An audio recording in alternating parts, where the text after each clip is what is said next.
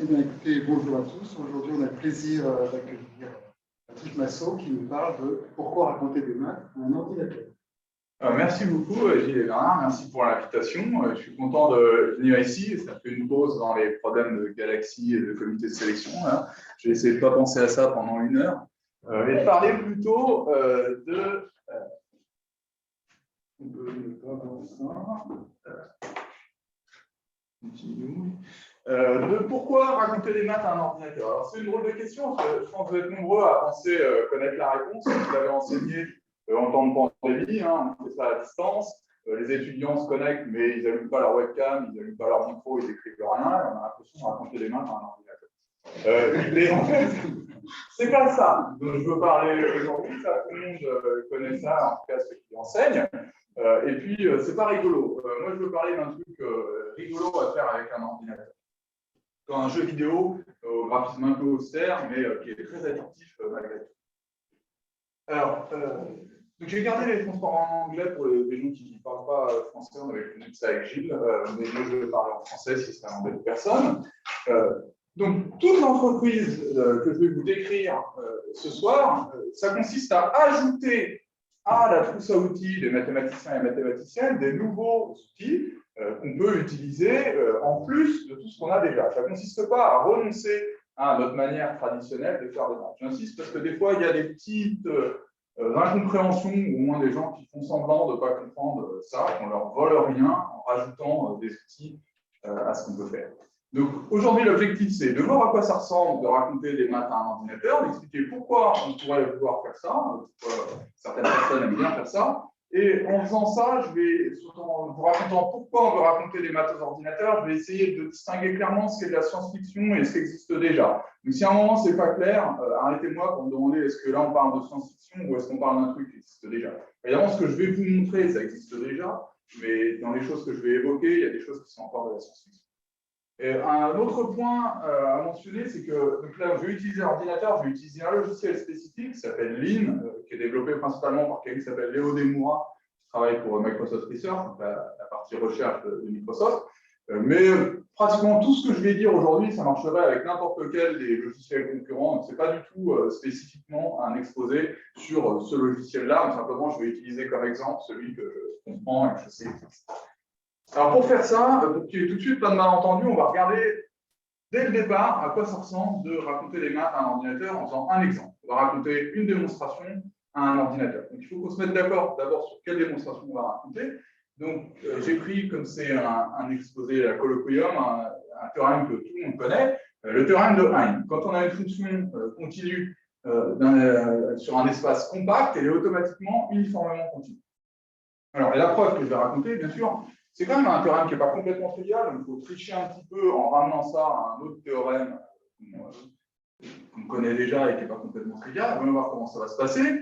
Donc l'objectif, je vous rappelle comment ça marche. Donc là, je ne le raconte pas à l'ordinateur, je vous le raconte à vous. Après, je le raconte à l'ordinateur. C'est de montrer que pour tout epsilon strictement positif, il existe delta strictement positif, et que si x et y sont à distance plus petite que delta, alors f de x et f de y sont à distance plus petite que epsilon. Pour ça, on introduit un epsilon strictement positif, on va sortir delta, et je vais le sortir de la compacité de cet ensemble. Je regarde K, l'ensemble des points dans x fois x, dont les images sont à distance au moins epsilon. Et ce K, il est fermé parce que la fonction f est supposée continue, puis la distance, la fonction de distance, c'est continu aussi. Donc, il est compact parce qu'il est fermé dans cet espace métrique compact. Maintenant, le théorème de valeur extrême me dit que sur cette fonction continue sur la distance sur un compact K, elle est minimisée. Donc, j'obtiens P dans K, donc qui est une partie de x par x, donc P1, P2, tel que pour tous les autres Q dans K, distance de P1, P2 est plus petite que distance entre Q1 et P2.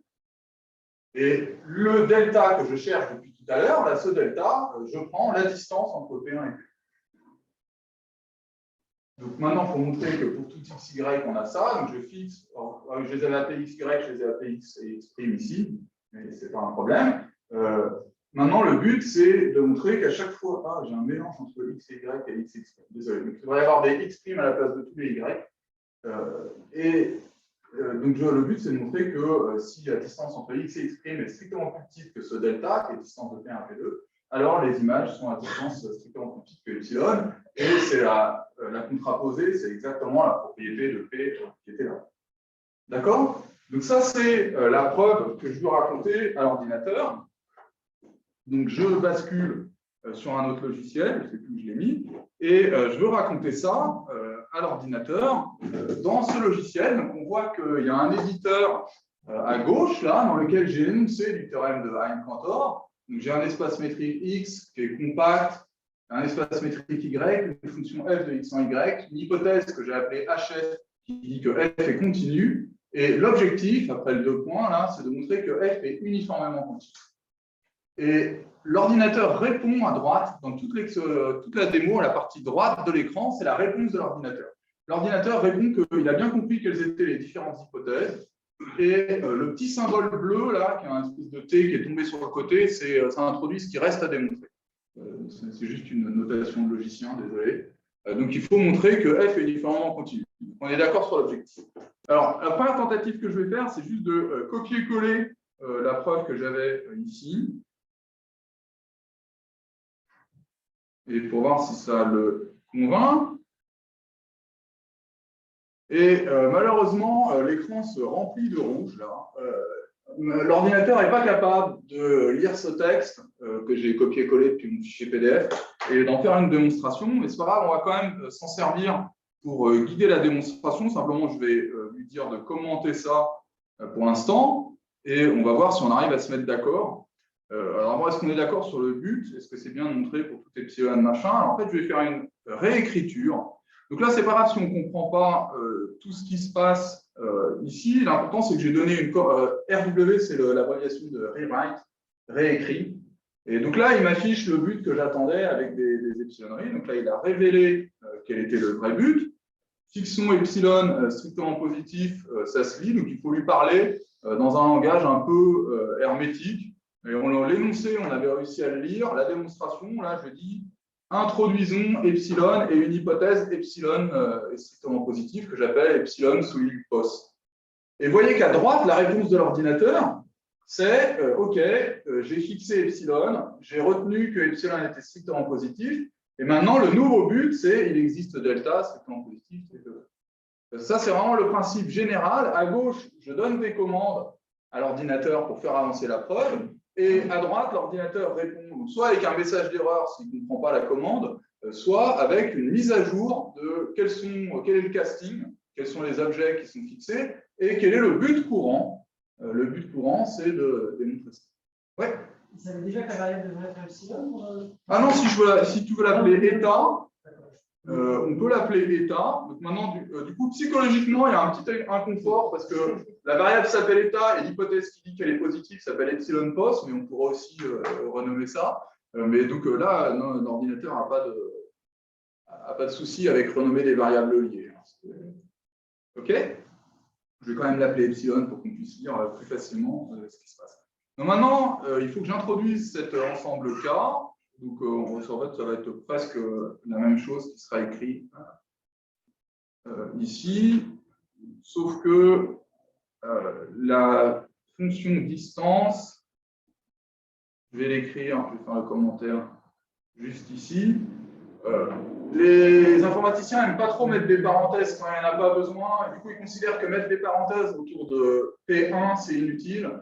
Par contre, mettre des parenthèses autour de... Et puis pareil, mettre des parenthèses autour de la distance. Mais là, ces deux parenthèses-là, elles servent juste à accrocher ces deux choses ensemble. Et donc, ça dit la même chose que ce qui était juste au-dessus, en différentes notations. Alors maintenant, il faut que j'avance et que j'affirme que K est fermé. Donc, je vais lui donner un nom à cette affirmation. On nomme beaucoup les choses dans ce jeu. Donc, j'affirme que K est fermé. Maintenant, j'ai deux buts parce que j'avais fait une affirmation intermédiaire. Donc, il faut que je démontre cette affirmation intermédiaire. Mais l'ordinateur a retenu que je n'avais pas fini ma démonstration. Donc, le but que j'avais au départ est toujours là. Et là, comme je ne sais pas quoi faire, je vais lui demander de me suggérer quelque chose. Et alors, il me fait un certain nombre de suggestions en bleu, de choses à essayer. Alors là, comme l'écran est très étroit, c'est un peu dur à lire. Mais quelque part, je dois pouvoir trouver un truc prometteur dans ce qu'il suggère. Voilà, ça c'est pas mal parce que ça parle du fait d'être fermé et de LE, c'est less or equal. Il y avait combien de propositions à peu près? Là, il y avait une dizaine de propositions. Après, on discutera de pourquoi est-ce que l'ordinateur devrait devenir plus malin, parce que là, il aurait dû. Et en particulier, la proposition que j'ai acceptée, ce n'est pas la première qu'on faisait. Donc là, on rentre dans le domaine de la science-fiction. Là, je vous montre ce qui existe aujourd'hui. Aujourd'hui, il est capable de me faire ses propositions, et même s'il n'est pas la bonne en premier. Donc là, il me dit, applique Solem. Alors, on peut regarder ce qu'il dit, Solem. Hein. Il parle de si f et g sont continus, alors l'ensemble des b, tel que f de b est inférieur à g de b, est continu. Enfin, je vais même la sauver. Alors bon, maintenant, il m'a créé des choses à démontrer. Maintenant, j'ai 3 buts, ça empire de plus en plus. Il faut que je montre que la fonction qui a p associé epsilon est continue, et il faut que je montre que la fonction qui a p associé distance de f de p1 à f de p2 est continue aussi. Donc là, c'est pareil, on va faire travailler un peu l'ordinateur en lui disant que c'est un argument de continuité complètement standard. Donc là, il est convaincu que j'ai bien montré ce fait que K est fermé. Il est maintenant rajouté là, j'ai une hypothèse en plus, K closed, qui dit que K est infermé. Donc je vais accélérer un peu parce que je pense que vous avez compris le principe. Si je dis que maintenant K est compact, donc ce serait dire is compact K, et là c'est pareil, je vais lui demander une suggestion, parce que quand même c'est enfermé dans un compact, il faudra bien réussir à me trouver ça. Et là il me dit, là pour le coup, la première suggestion qu'il me fait, ça va régler la question. Et maintenant, il faut que j'explique le coup de théorème des valeurs extrêmes qui me sortent, pardon, s'il vous plaît, copier ça. L'EP, donc là je l'ai écrit en trichant un peu, en faisant un copier-coller. J'affirme qu'il existe P dans K, tel que pour Q dans K, comme on avait tout à l'heure. Et je lui demande une suggestion pour démontrer ça. Ça va si vous n'avez pas le temps de tout lire ce que j'écris, c'est vraiment pour donner l'ambiance du truc. Et donc, il me suggère des choses. Il me suggère, alors un truc qui utiliserait la compacité de K. Voilà, il me suggère ce exist for all L. Et il m'a créé des nouveaux buts à démontrer ici. Qu'est-ce que c'est ça? C'est faux, c'est K est vide. Ah, il a créé un nouveau but pour demander que K est non vide. C'est vraiment faux. Il faut faire la distinction des K. D'accord, donc là, l'ordinateur me réclame une preuve du fait que K est non vide. Alors, Ricardo, qui est pénible, dit que c'est faux. C'est vrai, c'est faux. Non, les théorèmes de valeurs extrêmes, c'est faux pour K. Ouais, le théorème des valeurs extrêmes, c'est très faux pour K vide, ça c'est vrai. Ouais. Le théorème qui dit qu'une fonction continue sur un compact atteint ses bornes, est bornée et atteint ses bornes, c'est très faux pour K vide. Alors pourquoi est-ce que K est non vide ici? Pourquoi vous ne m'avez pas aidé quand j'ai expliqué ça tout à l'heure sur mon beamer? Alors, par exemple, si la fonction f est constante, K va être très vide. C'est quand même un peu dommage d'avoir une preuve du théorème de Hein qui ne marche pas pour les fonctions constantes. Mais bon, ce n'est pas dramatique non plus, hein. Comme dit Ricardo, on va faire une disjonction de K. Je vais d'abord raconter ce qui se passe quand K est vide. Et donc, je vous passe la preuve. Donc là, j'ai copié-collé la preuve. En tout cas, là, j'ai dit, faisons une disjonction de K. Maintenant, il y a 2 buts. Un but dans lequel je suppose que K est vide et l'autre but dans lequel je suppose que K est non vide. Donc là, j'ai une disjonction de K qui a été introduite par cette commande bien nommée cases ici. Et puis, j'ai une preuve stupide, mais qui fait quand même 4 lignes, dans le cas où K est vide, du fait que ça marche encore. Ok, bon, on est revenu dans le sens de la marche. Maintenant, je vais pouvoir lui dire que l'hypothèse que K est non vide, c'est exactement ce que m'a donné ma disjonction K. Et maintenant, il voudrait encore une preuve de continuité, décidément.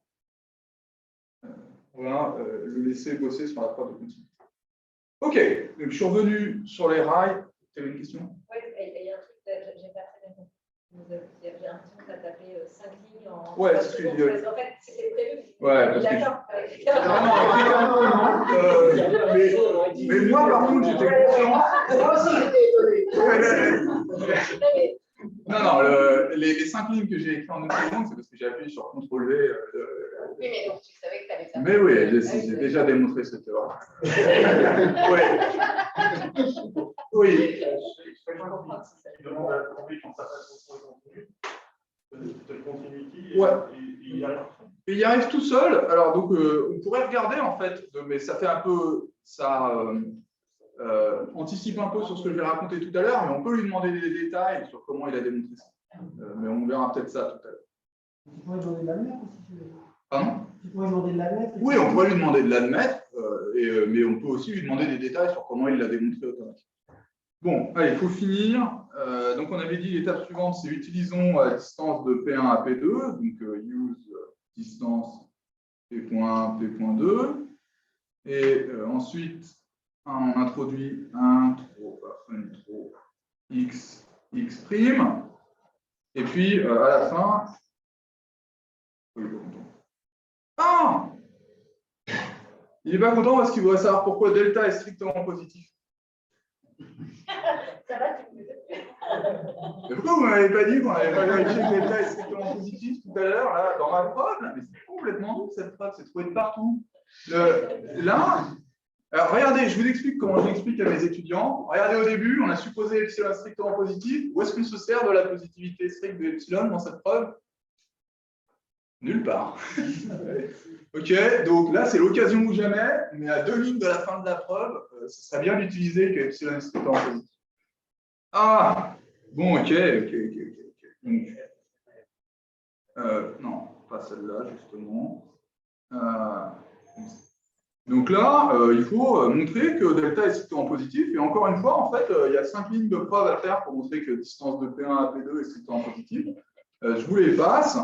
Et à la fin, je contrapose, comme on avait dit, parce que quand même, et je dis que du coup, c'est exactement mon hypothèse H appliquée à x et x'.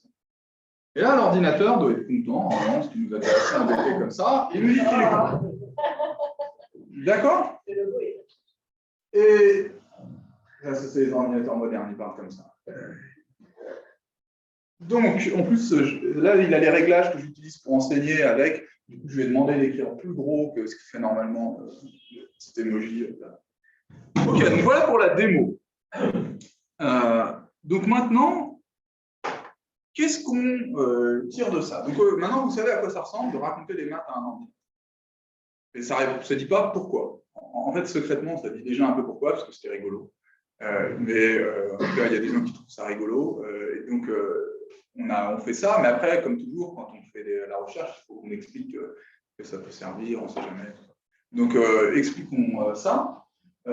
Donc, j'ai quand même mis dans les 5 raisons de faire ça, la première, c'est que c'est rigolo. La deuxième, c'est de vérifier les maths. La troisième, c'est d'expliquer les maths. La quatrième, d'enseigner les maths. Et puis, la dernière, c'est de créer des maths. C'est quand même partie de notre boulot. Alors, having fun, on a déjà vu. Donc, la vérification. Alors, d'abord, on a vu que là, j'avais une preuve trouée qui a été vérifiée par l'ordinateur. On a trouvé des trous. Donc, c'est des trous que j'avais. C'est une preuve que j'avais trouvée sur Wikipédia avec une partie seulement des trous. Je sais plus, l'un des deux était effectivement trouvé sur Wikipédia, mais pas l'autre. Et c'est vrai qu'on a ce rêve de rapporteur pour les journaux, que l'auteur écrit sa preuve, il écrit une belle introduction en expliquant quelles sont les nouvelles idées, avec les petits dessins, parce que moi je fais des petits dessins normalement pour les maths. Et puis à la fin, une fois qu'on a décidé que c'était nouveau, intéressant, que les idées expliquées étaient chouettes, on appuie sur un bouton et l'ordinateur dit « Ah oui, au fait, les détails sont corrects ».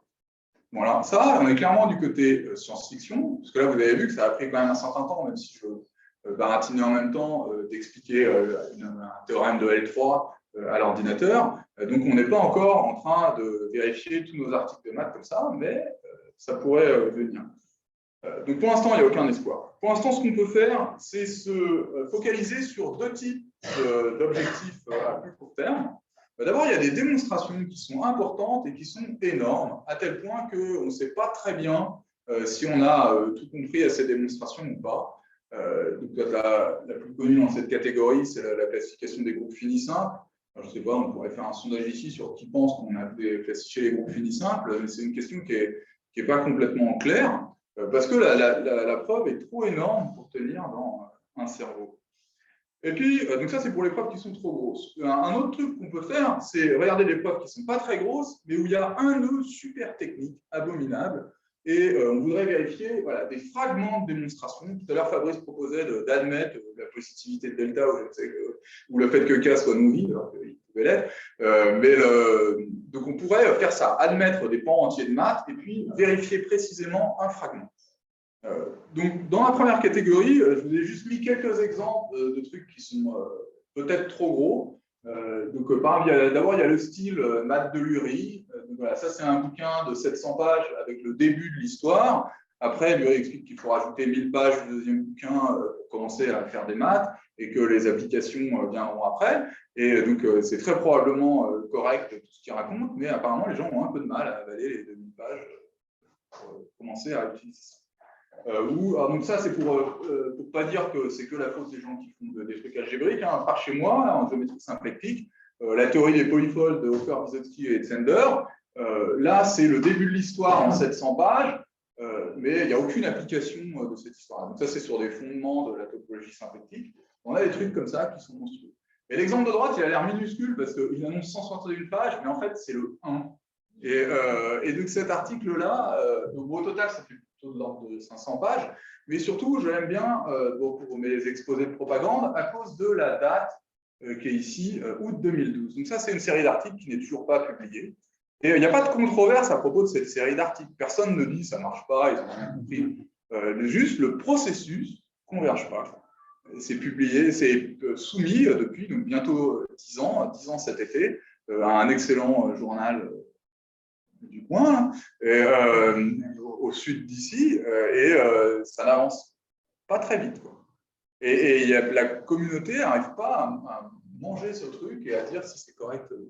Et personne n'a trouvé d'erreur. Non, personne n'a trouvé d'erreur, ni personne. J'ai même pas entendu des gens dire du mal en prenant le café. Non, c'est juste, c'est vraiment dur, quoi. Et les gens, c'est tous les gens qui ont eu des rapports de référé sur des articles d'au moins 100 pages, ça. C'est qui les auteurs? Je ne peux pas lire le plus. Les auteurs, c'est Vincent Collin, Paolo Guigini et Coanda. C'est que des gens formidables, des copains.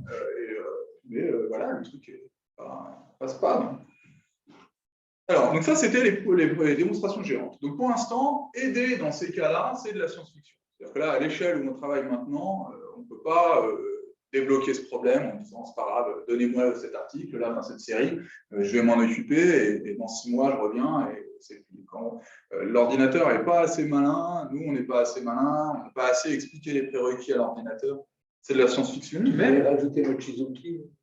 Alors, ça, c'est un cas différent, parce que là, le consensus, ça semble être qu'il n'y a rien à expliquer à l'ordinateur.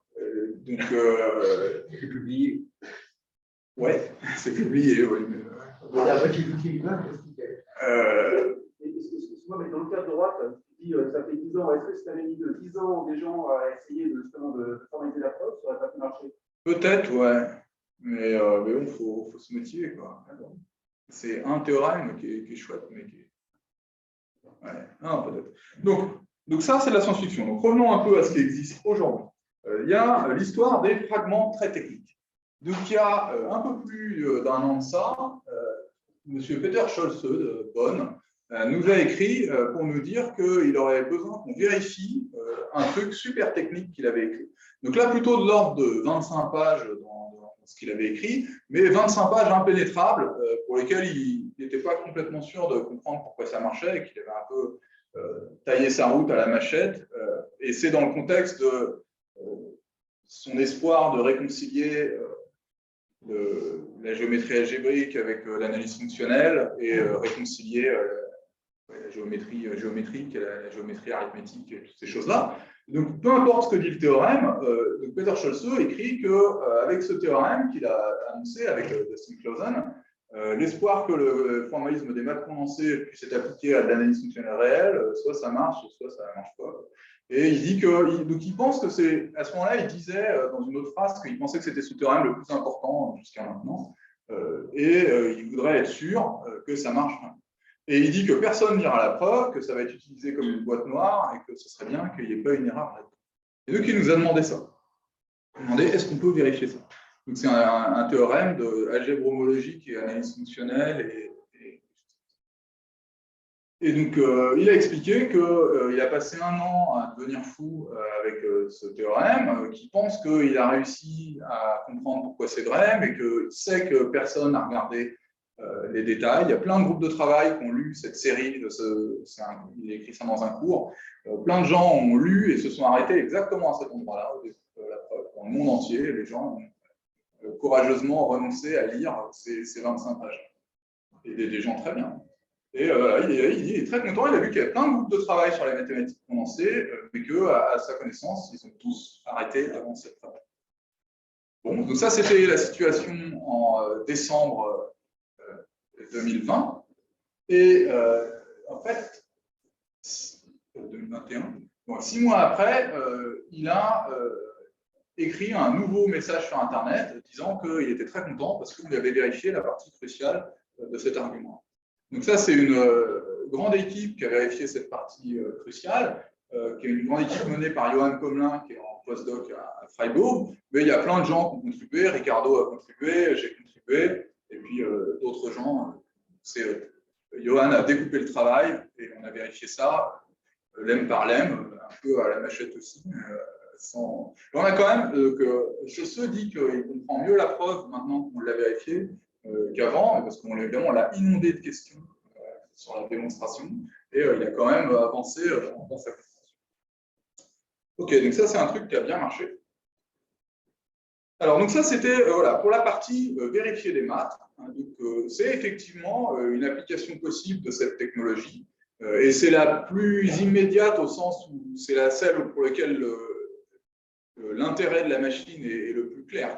Il n'y a vraiment aucun débat sur le fait que le degré de certitude qu'une preuve est complètement correcte et complètement surhumain quand on l'a fait vérifier par ces logiciels de vérification de démonstration. Mais c'est seulement une motivation. Ce n'est pas celle que je préfère.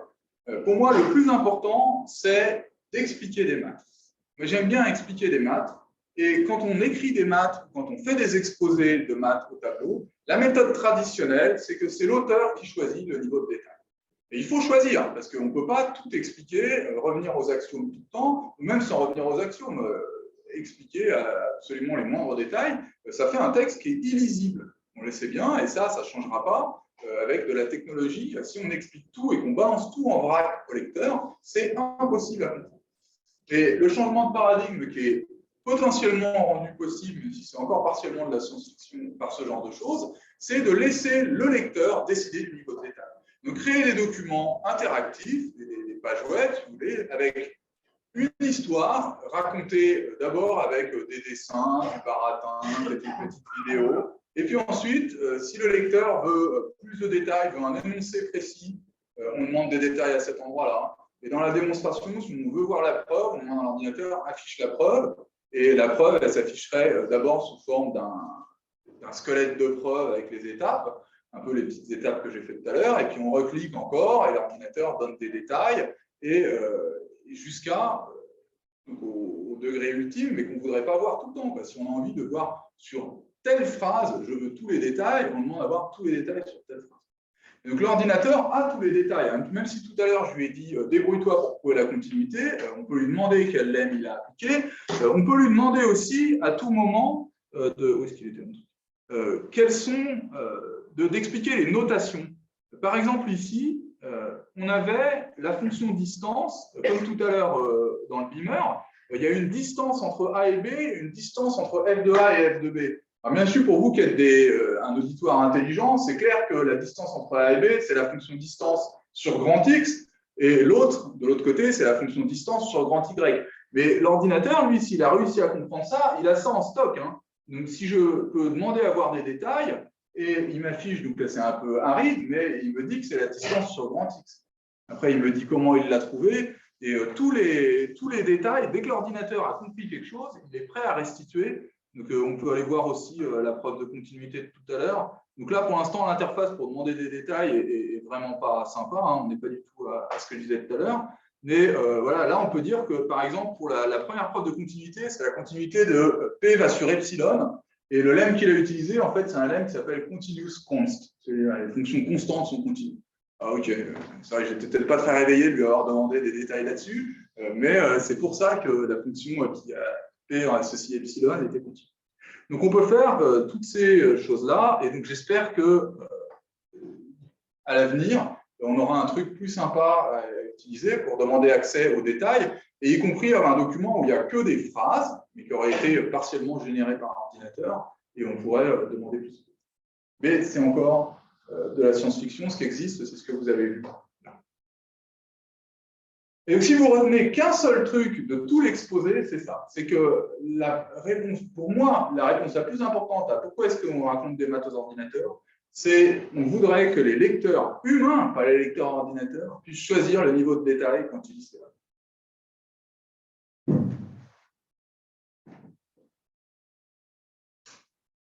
Alors, il y a aussi la question de l'enseignement. Donc là, quand je parlais d'expliquer des maths, c'était expliqué dans la motivation précédente, c'était expliquer les maths au collège.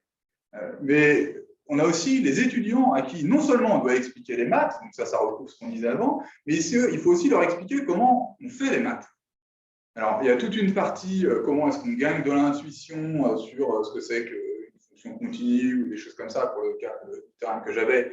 Donc ça, on peut continuer comme avant. Mais quand il s'agit d'expliquer ce que ça veut dire une démonstration rigoureuse qui tient debout, c'est quelque chose qu'on fait des fois, pas tout le temps, mais c'est un outil important à avoir dans sa trousse de mathématicien ou mathématicienne, de faire une preuve qui tient vraiment debout. Donc, utiliser ce logiciel-là ou un autre du même style pour l'enseignement, c'est un truc qui intéresse un certain nombre de personnes. Donc, moi, je fais ça depuis 2019 à Orsay, avec des étudiants de L1, des étudiants de L1 de double licence Infomath.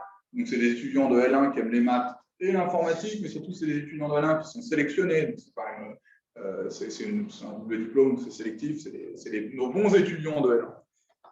Et l'objectif de ce cours, c'est d'apprendre à écrire des preuves traditionnelles sur papier qui soient lisibles par mes collègues du semestre d'après qui n'ont jamais vu un ordinateur de leur vie. Donc, on utilise l'ordinateur comme intermédiaire, mais le but du cours, c'est de les faire progresser en rédaction sur papier. Et alors, à quoi ça ressemble? Alors, le problème, c'est écrire du code comme ça. Ça peut paraître difficile parce que là, je vous assène ça, on voit qu'il y a des mots clés là, have, refine, exact, cases, tout ça. Mais en fait, ça ne pose pas de problème aux jeunes qui sont en double licence informatique. Le problème, c'est de passer de ça à une rédaction traditionnelle sur papier. Et malgré l'aide des réponses de l'ordinateur, qui est pour moi le truc principal offert aux étudiants par le logiciel, c'est ça, c'est la partie de droite. C'est le fait qu'à tout moment, inlassablement, l'ordinateur explique où est-ce qu'on en est, qu'est-ce qui est fixé, qu'est-ce qui bouge, qu'est-ce qui reste à démontrer.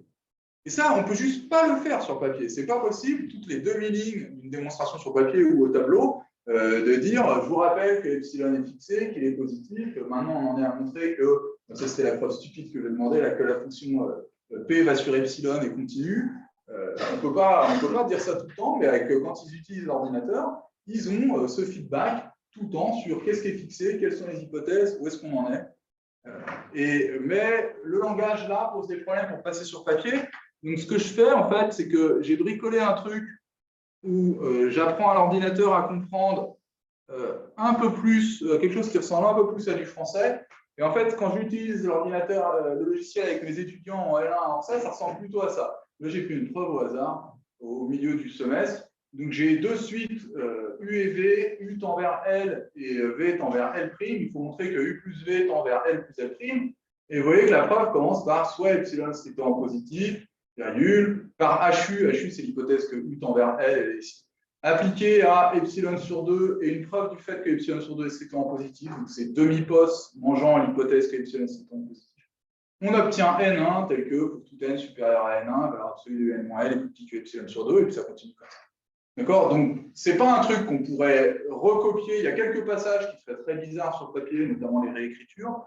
Mais disons que c'est un langage intermédiaire, c'est ce qu'on appelle du langage naturel contrôlé, c'est intermédiaire entre un truc qui ressemble vraiment à un langage de programmation et du langage naturel.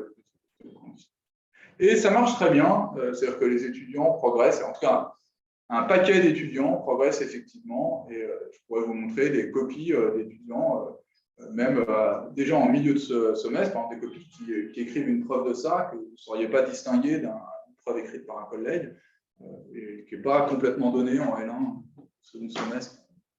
Bon, après, il y a aussi des étudiants qu'on n'arrive pas du tout sauver ou quoi que ce soit. Hein, mais ouais. Est-ce que là, tu peux faire quelque chose pour te donner l'idée du epsilon sur 2? Ah, du epsilon sur 2, non. Là, c'est le moment créatif. Un des trucs qui sont vraiment bien quand on utilise ça, c'est qu'on arrive à faire sentir aux étudiants à quel moment on est en roue libre et à quel moment il faut prendre des initiatives. La ligne, soit epsilon strictement positif, si en roue libre, le but commençait par pour tout epsilon strictement positif, blablabla. Donc là, il n'y a pas à réfléchir. On dit soit epsilon strictement positif, il devient fixé. Là, si je suis après cette ligne-là, on voit que j'ai fixé epsilon strictement positif et que mon but, c'est... Et donc là, ils sentent ça, et donc ils ont une liste des instructions qui sont sans risque, qui sont enroulées en mode automatique, et ils savent que quand ils spécialisent un quantificateur universel, là, ils prennent un risque. Ils savent que quand ils instancient un quantificateur existentiel, quand ils disent par là, il y a un montrons que max N1, N2 convient, c'est-à-dire pour tout N supérieur à max N1, N2, machin, hein, là, à ce moment-là, ils savent que c'est une prise de risque. Mais comme on peut, donc quand ils sont dans une impasse, ce qui arrive très souvent hein, pendant les TP, je viens à côté d'eux et je leur demande de me montrer où est-ce qu'ils ont pris un risque. Et normalement, au bout de quelques temps, ils identifient correctement les endroits où ils ont pris un risque. Et ils voient qu'ils sont dans une impasse et c'est très facile de revenir en arrière, d'effacer des trucs, etc. Non, là, l'ordinateur ne fait pas cette preuve. Alors après, on pourra parler des progrès de l'intelligence artificielle dans ce domaine. Ça, c'est bien possible que ce soit une preuve qui soit maintenant accessible à l'intelligence artificielle, mais pas au quotidien pour les utilisateurs de logiciels. Voilà, il faut avoir une idée pour démontrer ça. Ok. Ah oui, à propos d'expliquer, j'ai oublié de montrer ça tout à l'heure. Je reviens au point précédent. Ça, c'est un site web d'un projet que je suis en train de faire avec 2 postdocs. Donc, parmi les preuves qu'on essaie d'expliquer à l'ordinateur en ce moment, il y a la flexibilité pour les relations différentielles d'ordre 1, ouverte et ample. Ça, c'est un peu technique. Le truc que beaucoup de gens connaissent, c'est l'existence du retournement de la sphère. Vous avez vu des vidéos sur YouTube du retournement de la sphère dans R3. On essaie d'expliquer ça aux ordinateurs pour expliquer. Donc, ça, c'est des maths. C'est vraiment de la topologie différentielle. C'est très gromovien. C'est vraiment des maths qui sont aussi loin que possible d'être de l'algèbre ou de la logique. Et donc, on voulait montrer qu'on pouvait aussi expliquer ce type de maths à l'ordinateur. Et ça donne aussi un peu une idée d'à quoi pourrait ressembler un document qui contient un peu tous les niveaux de zoom. Donc là, c'est juste un document tech usuel, donc qui a été compilé en page web. Et on voit qu'il y a des petites coches, là, elles disent que c'est des définitions qui ont été formalisées. Là, ici, c'est un lemme qui a été vérifié. Et on peut sauter au code dans l'ordinateur pour aller voir comment il a été formalisé. Mais l'espoir, c'est que mais si on fait ça, si on saute au code, il y a une transition de phase. D'un coup, on se retrouve face à du code informatique comme on avait au tout début l'exposé là. Et donc là, ça fait un peu, ça freine un peu. Mais l'espoir, c'est qu'après, ça devienne continu, qu'on puisse zoomer avec plus ou moins de détails. Donc, pour voir où est-ce qu'on en est de ce projet, si vous êtes intéressé, on peut regarder le graphe de dépendance de tout ce qui se passe. Et vous voyez que là, il commence à y avoir pas mal de verts. En fait, depuis 2 jours seulement, on a complètement fait le H-principe local pour les relations ouvertes et amples. Donc, il reste la globalisation sur les variétés, mais sur papier, c'est trivial. On dit le résultat local implique évidemment le résultat global qu'on a annoncé, mais je pense qu'il nous reste quand même un peu de travail à faire. Voilà. Et puis, il reste malgré tout une autre activité qu'on a, c'est quand même de faire de la recherche en maths. Parce que expliquer des maths, enseigner, c'est bien, mais est-ce qu'on peut aussi s'en servir pour créer des nouvelles maths? Alors d'abord, il y a des petites choses techniques pour lesquelles ça aide à créer des maths. C'est que quand on a raconté des maths à l'ordinateur, c'est très facile de modifier une définition ou un énoncé et de voir ce qui est cassé et ce qui n'est pas cassé. Souvent, quand on a un projet un peu d'ampleur, on se dit « Oh là là, finalement, ça, ce n'était pas tout à fait la bonne définition. » Mais je n'ai pas le courage, si je change un peu la définition, de repasser dans tout le texte pour voir si ce lemme-là, il faut le changer un peu. Donc là, avec l'ordinateur, on peut dire, OK, on change la définition. Et on demande à l'ordinateur, qu'est-ce que tu en penses? Les preuves qu'on avait rédigées avant. Et il répond, là, ça ne marche plus, là, ça ne marche plus. Il répond, là, ça marche toujours, donc il n'y a rien à changer. Et donc, on peut, c'est très facile de retravailler des trucs qu'on a déjà. On peut aussi chercher des hypothèses qui servent à rien. Ça m'est arrivé plusieurs fois de formaliser des trucs et de me rendre compte qu'il y avait une hypothèse qui servait à rien. Et ça, à l'ordinateur, on peut lui demander est-ce qu'il y a des hypothèses qui servent à rien? Donc, on peut faire un truc stupide d'aller voir, je sais pas, rajouter une hypothèse qui ne sert à rien. Peut-être je vais supposer que Y est complet. Parce qu'on ne sait jamais.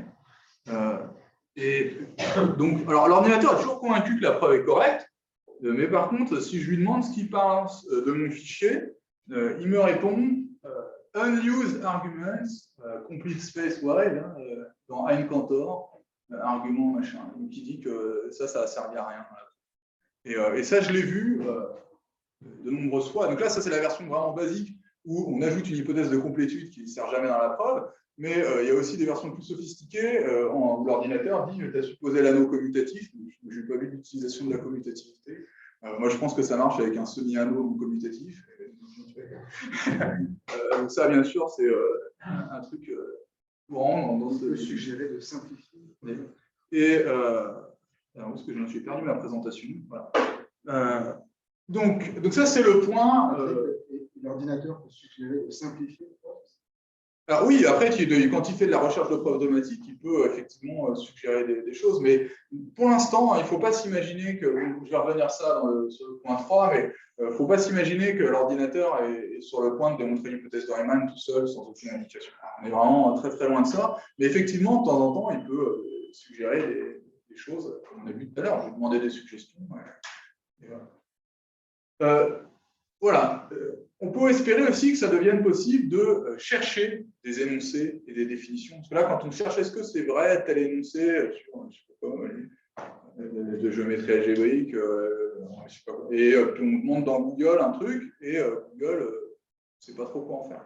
Alors que là, on pourrait imaginer que l'ordinateur arrive à chercher dans des bibliothèques de maths formalisées et nous trouver les énoncés qu'on cherche, ou mieux, des énoncés proches de ce qu'on cherche, ou des énoncés analogues à ce qu'on cherche. Là, ça amène au point suivant, qui est vraiment la grande question de l'intelligence artificielle. Qu'est-ce qu'on pourrait faire pour utiliser des techniques d'intelligence artificielle pour aider dans ce... Donc, la réponse est qu'il y a plein de gens qui bossent là-dessus en ce moment, du côté des informaticiens. Alors, ils ne bossent pas du tout là-dessus parce qu'ils espèrent nous aider, nous. Hein. Ils bossent là-dessus parce qu'ils trouvent que c'est un problème intéressant à mi-chemin entre ce que c'est déjà faire l'intelligence artificielle, jouer au Go, jouer aux échecs, et l'intelligence artificielle dite générale, où on pose la moindre question qui passe par la tête, donc qu'est-ce qu'il faudrait faire pour arrêter l'invasion en Ukraine, et puis on laisse l'ordinateur réfléchir et trouver une réponse. Donc, c'est ça leur but. À eux, en général, ils ne manquent pas d'ambition quand ils travaillent pour Google ou Facebook. Et du coup, le truc, la démonstration de théorèmes mathématiques, où on peut imaginer que donc, le truc soit franchement plus dur que les jeux auxquels ils savent déjà jouer, mais où il y ait vaguement une réponse bien définie. En particulier, si on a donné un énoncé, justement, s'il y a un réseau, disons, admettons, un réseau de neurones avait pondu toute la preuve que j'ai mis là, après, l'ordinateur aurait pu dire oui, cette preuve est correcte, en utilisant le mécanisme de vérification. Alors que, bon, donc, les gens bossent dessus, mais pour l'instant, ce n'est pas spectaculaire. Mais nous, ce qu'on aimerait bien, c'est qu'ils fassent les étapes intermédiaires, un peu comme ce que j'ai montré tout à l'heure. Si je dis, bien sûr, K est compact, là, ils me disent oui, okay, je comprends pourquoi. Et voilà la preuve. Pas juste, oui, c'est vrai, comme un oracle auquel il faudrait faire confiance. Bon, mais là, c'est de la science-fiction. Donc, faire les parties faciles des preuves, suggérer des analogies, c'est pour le futur. Alors, le dernier point, c'est que la formalisation, ça encourage l'abstraction qui marche bien. Donc, les petits arguments un peu merdiques où ça ne marche pas tout à fait, c'est une variante d'un truc qu'on a fait marcher à côté, là, l'ordinateur n'a pas ça. Et du coup, il a besoin, enfin, il force l'utilisateur à trouver des bons énoncés abstraits qui font que ça marche vraiment et que ça marche vraiment sans frotter, que ça passe tranquillement à la même chose. Et alors, il y a un peu deux catégories de choses. Par exemple, un exemple que j'aime bien, c'est les ordinateurs aiment bien les principes de récurrence. Alors, il y en a un qu'on connaît tous, c'est le principe de récurrence sur les entiers naturels. Alors là, on a une P, une propriété qui porte sur les entiers naturels. Si P de 0 est vrai et pour tout n, Pn implique Pn plus 1, alors pour tout n, P de n. C'est ce qu'on apprend aux étudiants au lycée et en L1.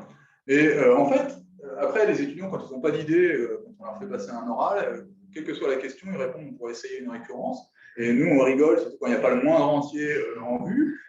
Mais les gens qui font des maths formalisées ont tendance à être un peu comme ça aussi. Ils disent on va le faire par récurrence, mais par récurrence sur quoi? C'est pas très clair.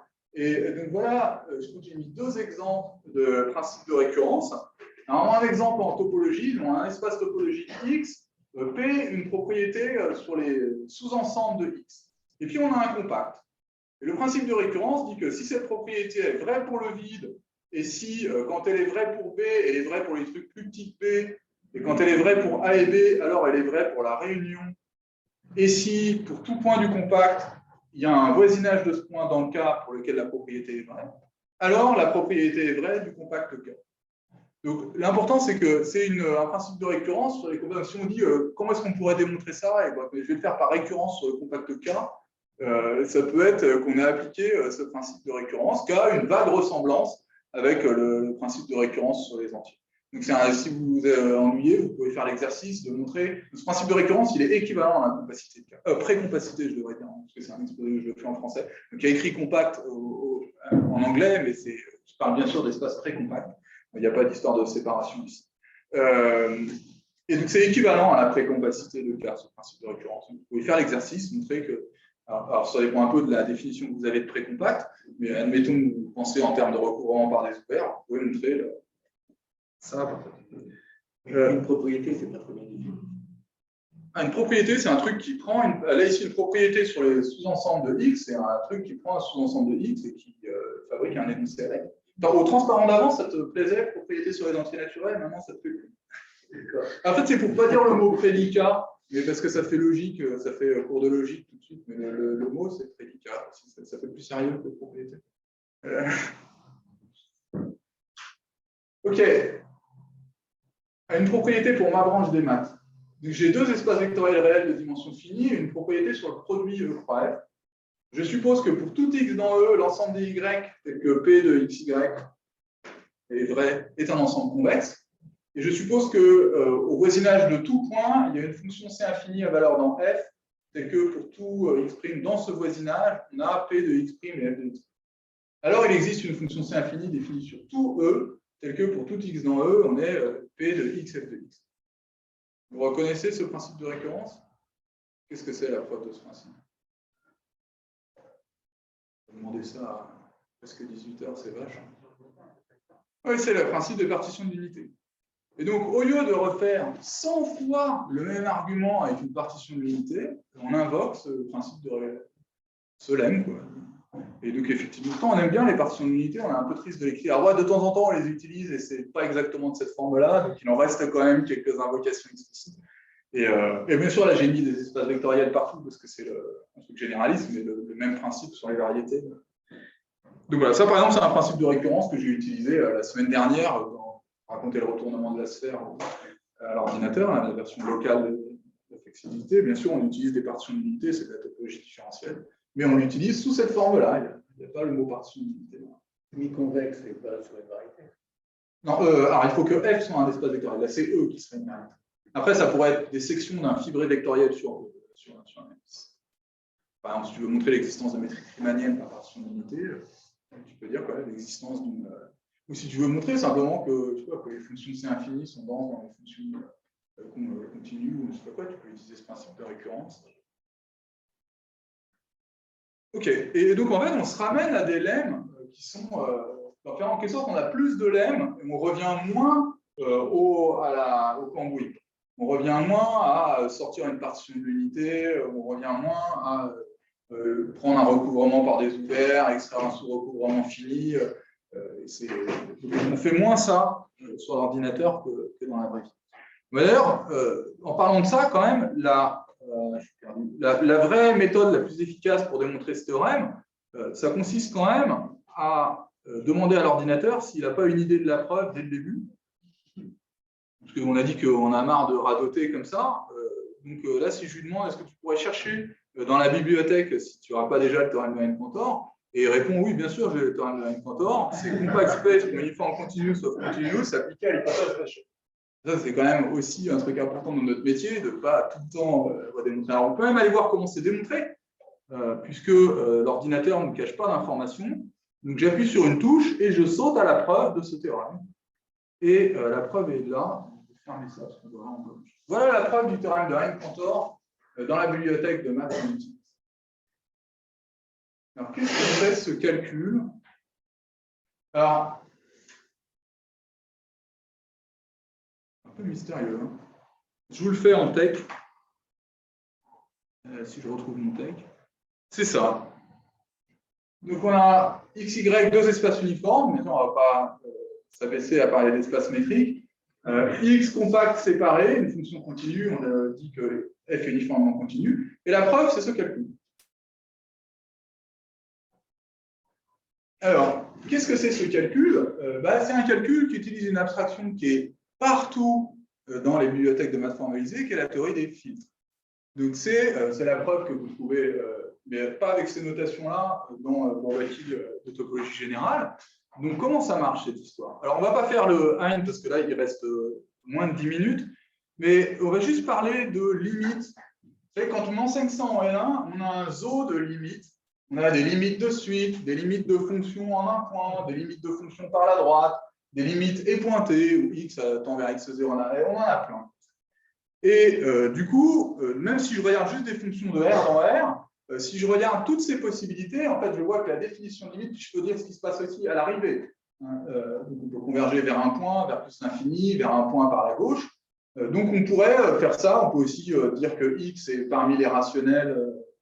Et on arrive comme ça à, donc si j'ai bien compté, là j'ai 16 variantes à la source et 16 variantes au bout. Donc en fait là on parle de 256 définitions de ce que ça veut dire pour une fonction de R dans R d'avoir une limite d'un certain type. Ok, bon 256 définitions, c'est pas grave, on va dire aux étudiants qu'ils ont bien compris que ça se combine, quoi. Et puis ensuite, on leur explique que les limites se composent. Par exemple, si f tend vers y0 quand x tend vers x0 et g tend vers z0 quand y tend vers y0, bah, la composée tend vers z0 quand x tend vers x0. Mais là, on parle de combien de lemme? Le problème, c'est que là, on a deux fonctions. On a ce qui se passe au départ là, ce qui se passe à l'intermédiaire et puis ce qui se passe à l'arrivée. Donc, on est en train de parler de 4096 lemmes, disant que les fonctions se composent. Et ça, c'est juste pour les fonctions de R. Alors, donc, ce n'est pas un problème quand on enseigne ça à des étudiants crédules, mais c'est un problème quand on veut expliquer ça à un ordinateur. C'est un problème qui se transforme en force, parce qu'en fait, on va résoudre ce problème. En fait, il est essentiellement résolu depuis les années 40, mais sauf qu'on a oublié un peu. Cette résolution du problème, en fait, marche incroyablement bien. Une fois qu'on se réhabitue à l'utiliser, c'est très dur de revenir en arrière. Et alors, je vous rassure, je n'explique quand même pas aux étudiants de L0 que j'ai la résolution de ce problème, mais c'est dur. Donc, vite fait, comment ça marche? Donc, ce qui se passe, c'est quand vous avez n'importe quel ensemble, vous avez l'ensemble des parties de X, donc X est un ensemble, l'ensemble des parties de X se plonge dans un truc plus gros, qu'on appelle l'ensemble des filtres sur X. Et ces filtres, ce sont des sous-ensembles de X, mais en un sens généralisé. Ce n'est pas des sous-ensembles honnêtes de X, ce sont des sous-ensembles généralisés. Alors, par exemple, il y a le filtre voisinage de l'infini dans R, qui est le filtre des très grands nombres réels, l'ensemble généralisé des très grands nombres réels. Vous avez l'ensemble généralisé des points qui sont très près de x0. Et à chacune des 16 combinaisons que j'avais tout à l'heure correspond à un ensemble généralisé, peut-être des points très proches de x0 qui sont à droite de x0. Alors, ce n'est pas du tout métamathématique ou philosophique, hein. Il y a une définition précise. On peut implémenter ça complètement en théorie des ensembles standards. Un filtre sur X, c'est juste une collection de parties de X. Il y a des axiomes à vérifier, et je les ai écrits en petit pour que vous ne puissiez pas les lire. Et des exemples, par exemple, les voisinages de l'infini, c'est l'ensemble des parties de R qui contiennent un rayon de la forme A plus l'infini. Mais on n'y pense pas comme ça, on y pense comme c'est l'ensemble généralisé des nombres réels très grands, très positifs. Et puis après, cet ensemble des ensembles généralisés, donc le plongement des parties honnêtes dans les filtres préserve l'ordre si on met la bonne relation d'ordre sur l'ensemble des filtres. Et tout s'étend un peu. Par exemple, l'image directe, quand on a une fonction de x dans y, on obtient une application d'image directe des parties de x dans les parties de y, ça s'étend en image directe des filtres sur x dans les filtres sur y. Et pareil avec l'image réciproque qui s'étend en image réciproque de ces ensembles généralisés. Avec les propriétés qu'on imagine, c'est-à-dire que prendre l'image réciproque par une composée, c'est la même chose que composer les images réciproques. Et maintenant, qu'est-ce que ça veut dire qu'on a une limite? Si j'ai un filtre sur X, un filtre sur Y, Dire qu'une fonction converge vue par G le long de F, c'est dire que l'image directe de cet ensemble généralisé F est inclus, on n'ose pas noter ça avec un symbole d'inclusion, mais c'est psychologique, dans l'ensemble généralisé G. Donc par exemple, si vous voulez dire que f de x tend vers y0 quand x tend vers x0, avec cette définition, ça devient l'image directe de l'ensemble des points très proches de x0 est inclus dans l'ensemble des points très proches de y0. Okay, donc vous pouvez faire tourner cette machine, et donc c'est une machine qui a été inventée à la fin des années 30 par des gens de Bourbaki, mais Bourbaki était extrêmement timide avec cette machine. Ils l'ont un peu utilisée dans Bourbaki topologie générale, mais rien à voir avec l'utilisation massive qu'on en fait en maths racontée aujourd'hui. Et voilà la preuve de 4000 lemmes. Comme je suis un peu juste en temps, j'ai écrit 4000 lemmes en 4 lignes. Donc le théorème de composition des limites, ça dit ça. On prend l'image directe par seconde phi d'un filtre F. C'est la même chose que prendre l'image directe par phi, psi de l'image directe par phi. Et comme j'ai supposé que cette image a été inclue dans G et que l'image directe c'est croissant, j'obtiens ça. Et puis par hypothèse sur psi, j'obtiens que c'est inclus dans H. Donc voilà, 4096 lemmes sur les compositions de limites pour les fonctions de R dans R. Et donc le truc que j'ai montré avec le théorème de Hein plus tôt, c'est un peu la même idée, sauf que bien sûr, comme dans le cas de ma preuve à moi, si je reviens à ça, la difficulté est cachée quelque part. Donc dans la première ligne, j'ai écrit parce que x est compact séparé, donc en fait toute la difficulté de la preuve est ici. Mais ça se lit, l'image directe par f fois f de l'ensemble généralisé des paires de points de x très proches l'un de l'autre, c'est ça que ça veut dire structure uniforme sur x. C'est égal à une espèce de réunion des voisinages, une paire de l'ensemble des points proches de xx pour x dans grand x, etc. On peut lire cette preuve, et c'est pas juste de l'abstraction pour l'abstraction.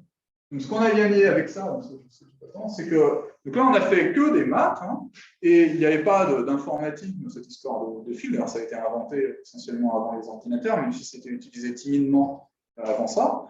Et c'est pas, il y a une intuition qui vient avec. C'est exprès que j'ai parlé d'ensemble généralisé et pas juste balancer la preuve avec un filtre, c'est un ensemble de parties de x qui vérifie ça et ça.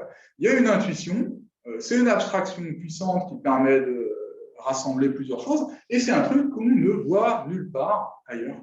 Je veux dire, même ce qu'il y a dans Bourbaki a été essentiellement oublié par les gens, et en plus, nous, on l'utilise bien plus. Et donc, c'est partout, pas seulement quand moi, je raconte des maths à un ordinateur, y compris dans les autres logiciels concurrents de ceux que j'utilise, il y a des filtres partout.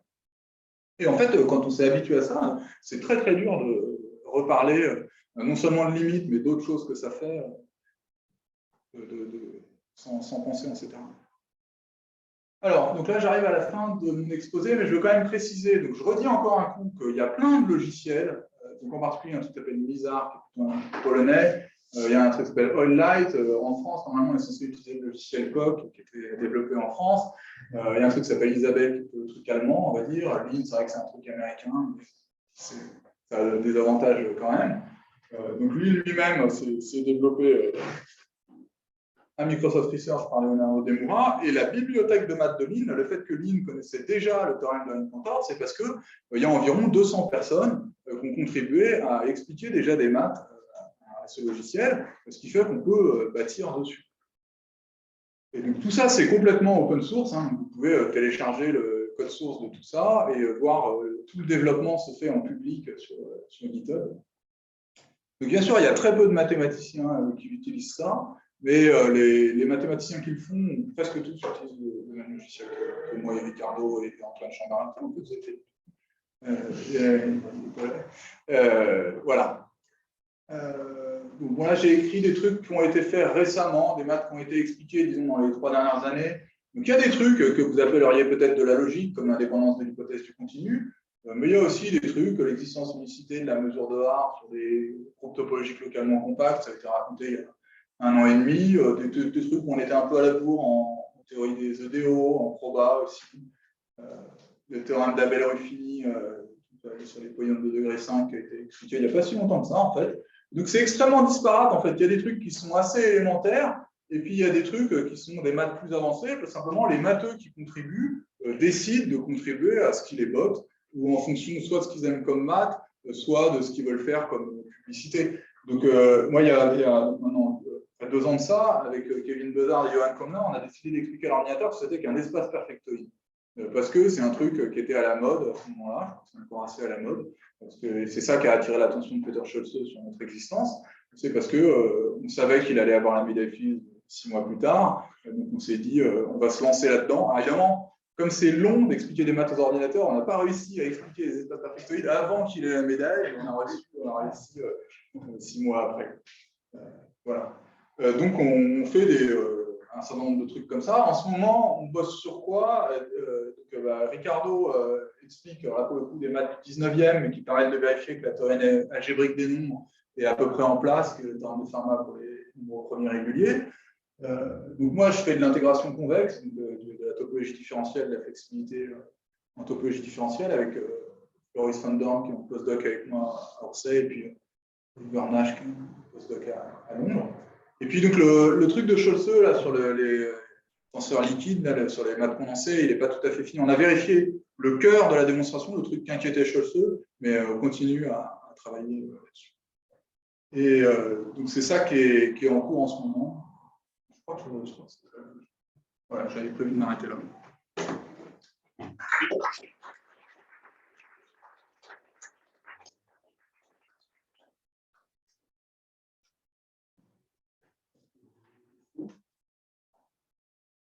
C'est quelqu'un qu'on faisait à par exemple, un bien moyen de... Pas vraiment, malheureusement. Donc les logiciels ne se parlent pas trop entre eux. Le mieux qu'on arrive à faire, c'est de prendre un truc qu'on a expliqué à un logiciel et à le faire admettre à l'autre logiciel, mais sous une forme de très bas niveau qui fait que les humains n'y ont plus trop accès. Donc tout ce truc, ça marche en plusieurs couches. Donc très près de la logique, il y a un langage pour formuler des définitions, des énoncés et vérifier des preuves, mais qui est absolument illisible. Il faut s'imaginer les bouquins de logique de Russell et Whitehead, des choses comme ça. Vraiment, ce niveau-là de illisible. Donc, on peut demander à l'ordinateur d'afficher ce qu'il pense en ces termes-là, mais il n'y a absolument rien à en faire. Mais c'est ce morceau-là, par contre, vérifier ce langage très bas niveau, très pauvre, c'est le truc auquel il faut faire confiance quand on dit que l'ordinateur amène un degré de certitude surhumain. Il faut quand même que cette partie-là du logiciel n'ait pas de bug.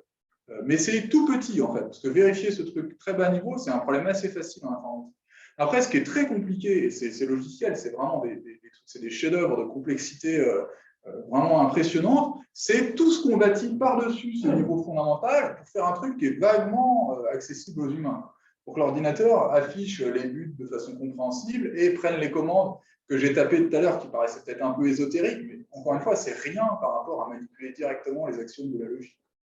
Et donc, les différents logiciels ont des fondements logiques différents.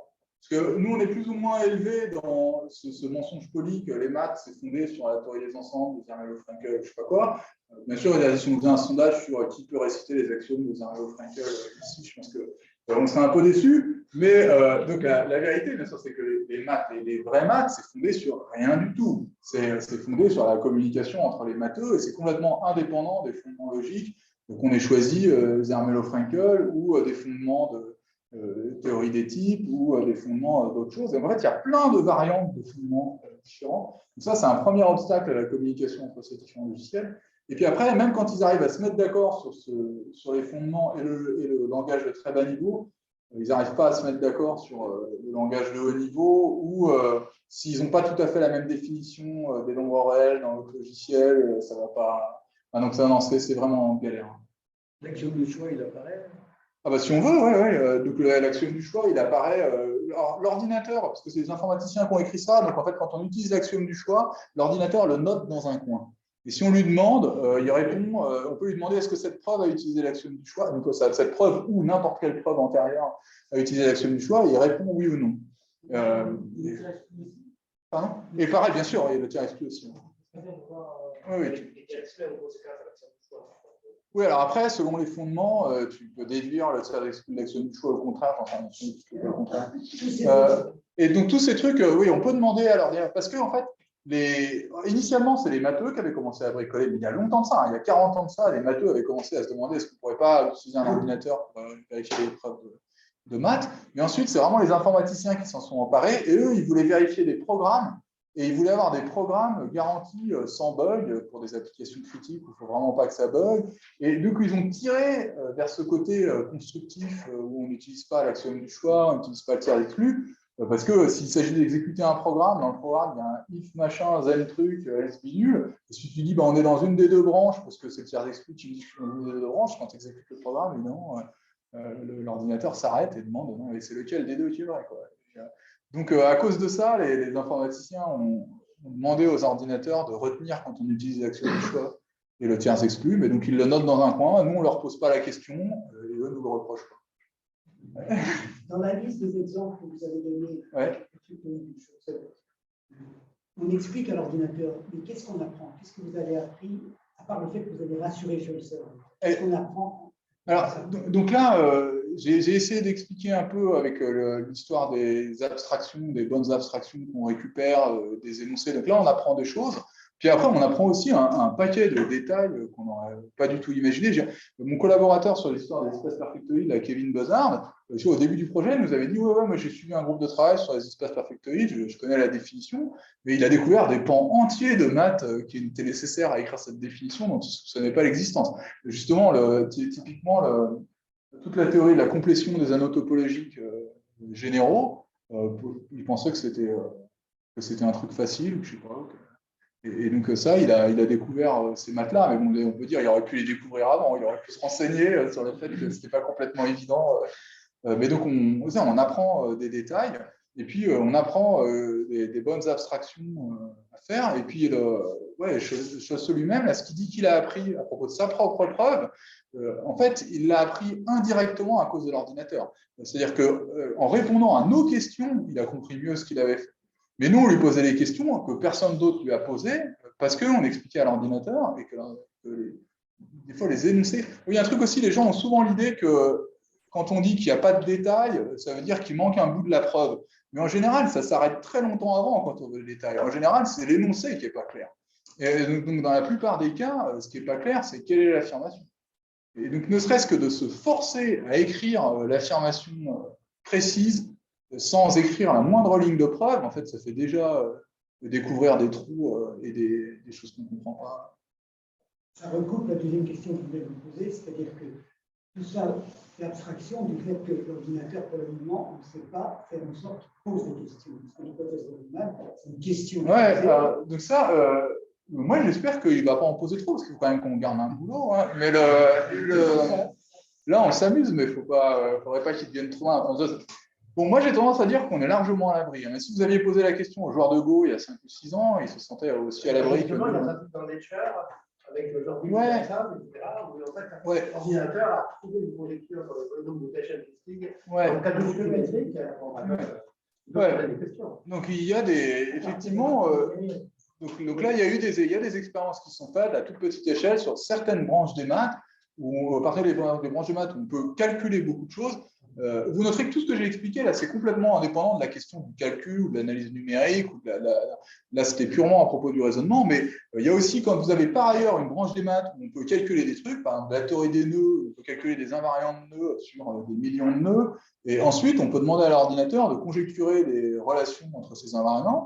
Et donc effectivement, il y a des gens qui ont fait ça il y a quelques mois, et ça a fait un peu de bruit parce qu'effectivement, l'ordinateur a trouvé une conjecture reliant deux invariants, et c'était des types d'invariants qu'on ne savait pas, pour lesquels on n'avait pas du tout de lien jusqu'avant. On a beaucoup aidé. Et mais il a quand même été beaucoup aidé.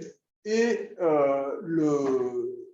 pour l'instant, c'est vraiment très, très spécialisé. Dire, la plupart des maths qu'on fait, si on fait un sondage dans cette salle, on ne fait pas des maths où on peut dire à l'ordinateur, regarde sur 1 million d'exemples. En tout cas, moi, en topologie symplectique, je ne peux pas faire ça. Quoi. Après, si vous faites soit effectivement de la théorie des nœuds, ou je ne sais pas si vous faites des courbes elliptiques et qu'on sait que, je sais pas, Paris peut calculer des trucs sur des millions de courbes elliptiques et chercher des conjectures, ça, ok, mais je pense que c'est une minorité des domaines des maths pour lesquels on peut essayer. Mais bon, moi, je ne prends pas de pari sur cette question de jusqu'où va aller l'intelligence artificielle en maths. Moi, j'aimerais bien que l'intelligence artificielle arrive au niveau où je n'ai pas à m'embêter à écrire 4 lignes dans le cas où la fonction était constante tout à l'heure, ou le cas où le compact que je regardais était vide, et que l'ordinateur disait OK, dans ce cas-là, c'est bon. Et ça, il y a de l'espoir. On va voir ça. Quoi. Je ne sais pas, là, je n'ai pas assez de boule de cristal pour répondre à cette question. Pourquoi tu crois que la qualité mathématique, c'est une cristallisée autour de vide, alors que quand même, Koch, Isabelle avait des bons résultats avant, et que finalement, les maths, c'était... Donc, c'est vraiment une question de sociologie. On s'est mis à utiliser ça. Et bon, d'abord, c'est quand même... Du fait que ce soit un logiciel plus récent, il y a un certain aspect de modernité qui est attirant pour le matheux. Par exemple, là, le code que j'ai écrit, où il y avait des pour tout, il existe, etc., avec des caractères Unicode, comme on met maintenant dans nos fichiers texte, mais vous savez, il y a encore des gens qui écrivent /for all dans leur fichier texte.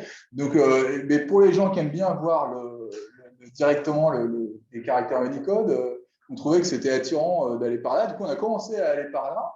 Et puis ensuite, on est arrivé aussi complètement débarrassé de ces préjugés contre l'axiome du choix au tiers exclu.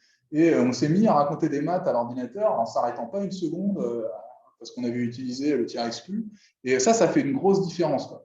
Parce que quand tu débarques dans un endroit ou un logiciel, on te dit, regarde, on lui a expliqué plein de maths, mais par contre, le théorème des valeurs intermédiaires, c'est pas ce que tu crois. Le théorème de valeur intermédiaire, ça dit que c'était une fonction continue qui change de signe. Alors, pour tout epsilon strictement positif, tu peux trouver un truc qui est epsilon proche d'être un zéro de la fonction ou des choses comme ça, parce que l'égalité entre des nombres réels, c'est un truc indécidable. Donc, on ne peut pas écrire nulle part x égale à 0, parce que ça, c'est de la science-fiction, parce que ça dépend de l'axiome du tiers exclu. Avec les collègues sont un peu freinés par ça, quoi.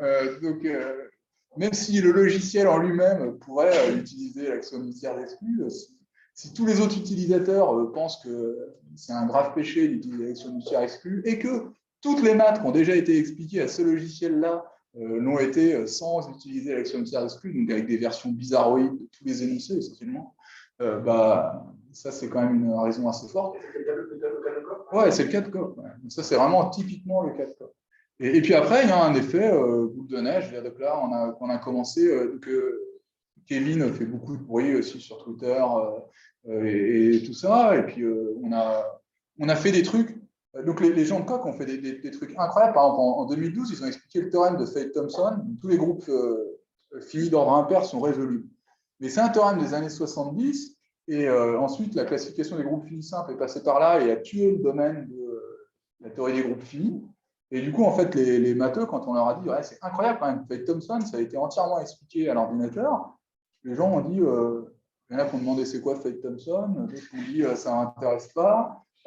Et donc, nous, quand on a pris le contre-pied de ça avec Kevin, puis très rapidement on a été rejoint par Johan, on a dit, OK, on est en 2017, il faut expliquer à un ordinateur ce que c'est qu'un espace perfectoïde. Et là, peut-être, il y a des gens qui vont remarquer qu'on peut raconter des maths à l'ordinateur.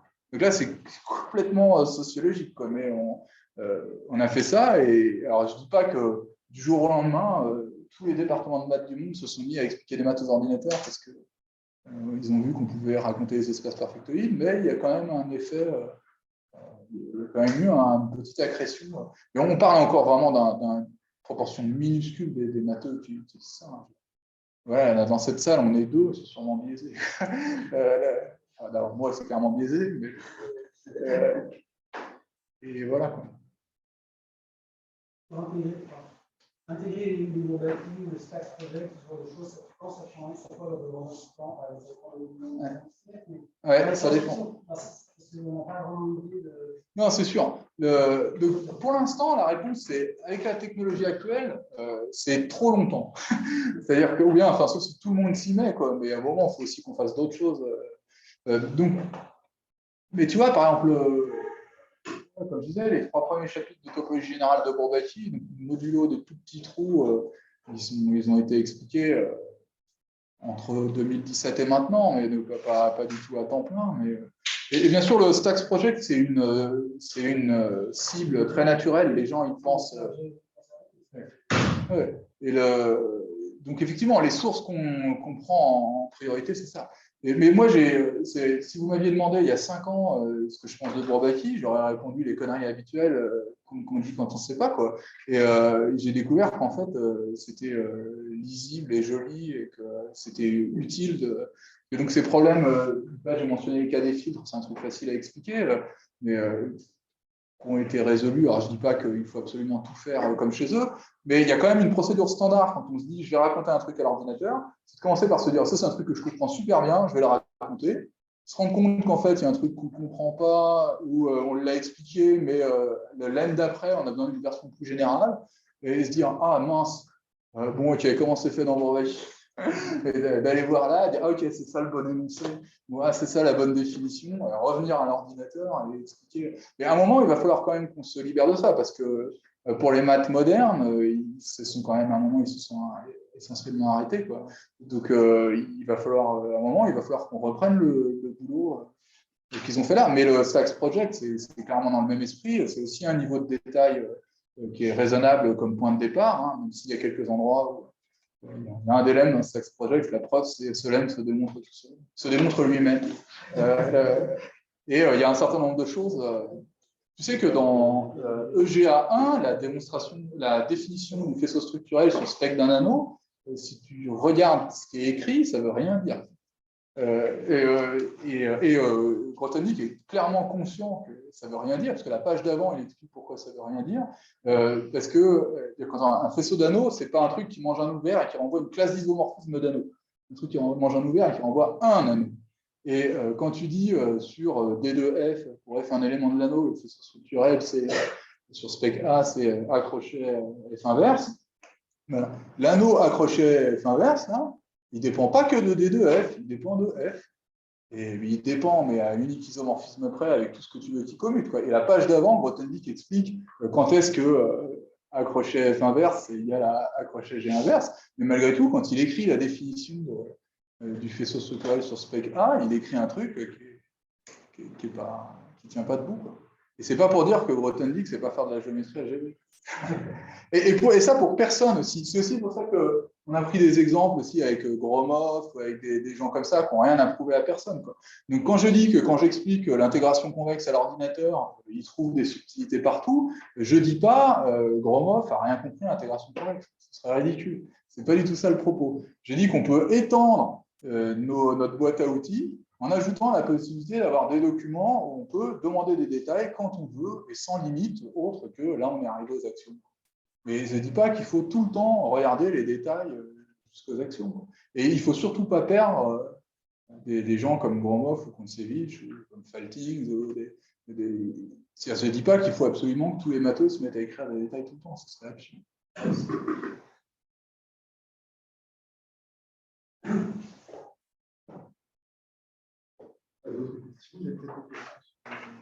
Ah oui, on a complètement ignoré les gens qui étaient avec ça. Ouais. L'ordinateur, ça comprend une définition dont le temps reposerait sur une assertion qui doit être démontrée. Il y en a partout. C'est-à-dire qu'une définition qui, comme ça, ne fait pas sens. Et pour qu'elle fasse sens, par exemple, quand on démontre un résultat et on dit, grâce à ce résultat, on va donner telle définition qui avant ne faisait pas sens, mais grâce à ce résultat, il fait sens. Oui, mais en fait, on peut remettre ça à d'équerre, même sur papier, hein, pas sûr de bien comprendre. Il faut être un peu plus précis, ça c'est sûr. Quelque chose, j'ai l'impression que l'ordinateur il lit formellement la définition. Ouais. Et après, tu travailles avec des... Oui, mais si la définition a besoin d'un énoncé, elle a besoin d'une preuve de quelque chose, il faut lui donner la preuve au moment où tu écris la définition. Ouais. C'est vrai que là j'ai montré un exemple super élémentaire avec un énoncé sans définition. Mais quand on dit qu'on a expliqué les espaces perfectoïdes à l'ordinateur, c'est donc quelque part, il y a la définition de l'espace perfectoïde, mais cette définition, elle repose sur une montagne de lemmes, et y compris des trucs non triviaux, quoi. Donc, je ne sais pas trop comment répondre à cette question-là abstraitement. Mais oui, bien sûr. Les espaces condensés avant, je crois. Pardon ? Tu as défini les espaces condensés avant. L'espace perfectoïde, ça ne dépend pas des espaces condensés. L'espace perfectoïde, c'était longtemps avant. C'est le début de. Enfin, le début. C'est vers le début de la saga Chaussée. Les espaces condensés, c'est bien plus récent. L'espace perfectoïde, c'est quoi? C'est en 2015. Avant 2015 2010, c'est 12, ok. On peut dire à l'ordinateur d'admettre de proposer coefficients. Non, mais là, Mais là, on ne l'a pas fait. Hein, quand on dit qu'on a expliqué l'espace perfectoïde et qu'on a expliqué le truc qu'il voulait qu'on vérifie. Et pour la démonstration que Schulze demandait, là, il y a des espaces condensés. Ouais. Alors en fait, dans le cœur technique, le truc qui l'inquiétait un peu, il n'y a pas le mot espace condensé dedans. Du coup, c'est un énoncé hyper technique. C'est vraiment ce que je disais tout à l'heure dans l'exposé. Quand je disais un fragment technique, là, c'est vraiment un fragment qui, en plus, dépendait de rien. Enfin, il fallait savoir ce que c'était un groupe topologique, un morphisme de groupe normé, je ne sais pas, de l'algèbre homologique, des choses comme ça, mais pas des espaces condensés. Et donc, il y a un énoncé abominable, technique, avec plein de trucs qui bougent. Il faut que ce soit fonctoriel quand tout bouge en même temps, et donc il n'était pas bien sûr si les choses bougeaient dans le bon ordre. Il n'est pas bien sûr. Il faut comprendre de qui on parle aussi. Quand lui dit je ne suis pas complètement sûr, je pense que c'est que il y a bien des gens qui auraient été convaincus longtemps avant ça qu'il n'y avait pas de problème. Donc il voulait qu'on vérifie ce bout-là, donc on a vérifié ce bout-là, mais justement le projet ne s'est pas arrêté là parce que cet énoncé était tellement technique, ça ressemblait à rien. Donc ce qu'avait demandé Chaussée, c'est qu'on en déduise un énoncé un peu plus présentable. Et donc c'est pour ça que le projet continue. Et donc là, effectivement, le projet continue avec vraiment des espaces condensés, avec pas mal d'algèbres homologiques, mais cette fois-ci abstraites, l'algèbre homologique dans les catégories abéliennes. Alors que dans la première partie du projet, le truc super technique, c'est de l'algèbre homologique pour les enfants, c'est-à-dire avec des espaces vectoriels, non pas des espaces vectoriels, j'exagère un peu, avec des groupes topologiques. Et donc voilà. Mais donc là, en ce moment, moi, je ne participe pas trop pas du tout à cette deuxième phase du projet, mais ils sont à fond dans l'algèbre homologique abstraite. Et donc, on va y arriver, quoi. Et effectivement, il y a quand même besoin de pas mal de technologies pour définir le mot espace condensé. Un groupe bien condensé, il faut bosser un peu. Et donc, ça, c'est fait déjà, hein, l'espace condensé.